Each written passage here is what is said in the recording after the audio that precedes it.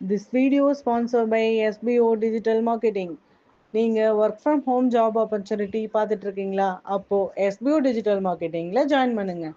இது mobile based part time ஜாபுங்கிறதுனால students, home makers, job seekers இப்படி யார் வேணால் ஜாயின் பண்ண முடியுங்க. இந்த ஜாபை செய்கிறதுக்குன்ட்டு ஃபிக்ஸட் ஹார்ஸ்லாம் எதுவும் கிடையாது. உங்களோட ஃப்ரீ டைமை நீங்கள் யூஸ் பண்ணி ஏர்ன் பண்ணுற வகையில் SBO டிஜிட்டல் மார்க்கெட்டிங் சிம்பிள் டாஸ்க்காக அமைச்சிருக்காங்க. நீங்கள் ஜஸ்ட் உங்களோட கண்டென்ட்டை மட்டும் ஷேர் அண்ட் பப்ளிஷ் பண்ணால் போதும். இதில் ஏதோ ஒரு பொருளை நம்ம செல் பண்ணணும், இல்லை யாரையாச்சும் ரெஃபர் பண்ணணும், எந்த ஒரு அவசியமும் கிடையாது.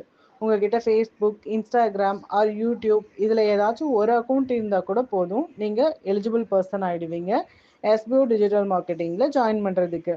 அது மட்டும் இல்லைங்க, டே 1லேருந்தே உங்களோட டெய்லி இன்கம்மை இன்ஸ்டன்ட் பேஅவுட்ஸோட எடுக்க முடியும். இதை பற்றின டீட்டெயில்ஸ் உங்களுக்கு இன்னும் வேணும்னு நினச்சிங்கன்னா நான் டிஸ்கிரிப்ஷனில் கொடுக்குற நம்பருக்கு உங்கள் நேம் அண்ட் குவாலிஃபிகேஷனை வாட்ஸ்அப்பில் சென்ட் பண்ணுங்கள். தேங்க்யூ.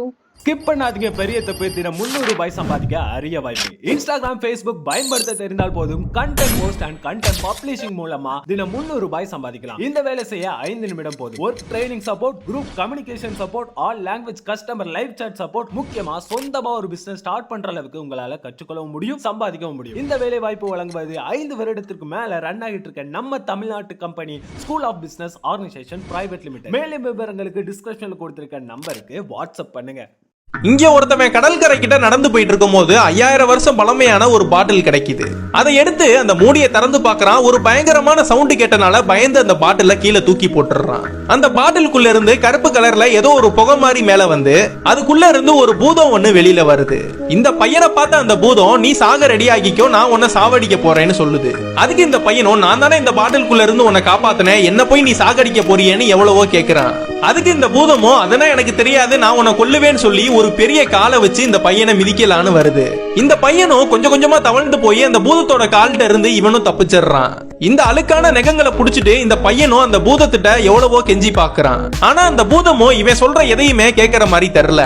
திரும்பவும் அந்த பூதத்தோட இன்னொரு கால்களை வச்சு இந்த பையனை நசுக்கலான்னு வருது. மறுபடியும் இந்த பையன் அந்த மிகப்பெரிய கால்கள்ட்ட இருந்து தவழ்ந்தே தப்பிச்சு வந்துடுறான். இந்த பையனும் சாகறதுக்கு முன்னாடி இந்த பூதத்துக்கிட்ட ஒரு விஷயத்த சொல்றான். என்னைய நீ எப்படி இருந்தாலும் என்ன சாகடிக்க தான் போற, அதுக்குள்ள உன்னை எனக்கு சின்ன சைஸ்ல பாக்கணும்னு எனக்கு ஒரு ஆசை, அதுவா மட்டும் மாறி காட்டு, நான் உன் கையாலேயே செத்து போயிடுறேன்னு சொல்றான். அந்த பூதமும் நான் குட்டியா தானே மாறணும்னு சொல்லிட்டு குட்டியா மாறி அந்த பாட்டிலுக்குள்ளேயே போயிருது. இதனா பார்த்த இவனும் அந்த பாட்டில் எடுத்து அந்த மூடியை போட்டு அடைச்சிடுறான். அதுக்கப்புறம் அந்த பூதமும் அந்த தப்ப உணர்ந்து இவன் கிட்ட மன்னிப்பு கேட்டு என்ன வெளியே விட்டுருன்னு சொல்லுது. இது மட்டும் இல்லாம நான் ஒரு 5000 வருஷமா இந்த பாட்டிலுக்குள்ளே தான் இருந்திருக்கேன், என்னை யாரும் வெளியவே எடுத்ததே இல்லைன்னு வேற சொல்லுது.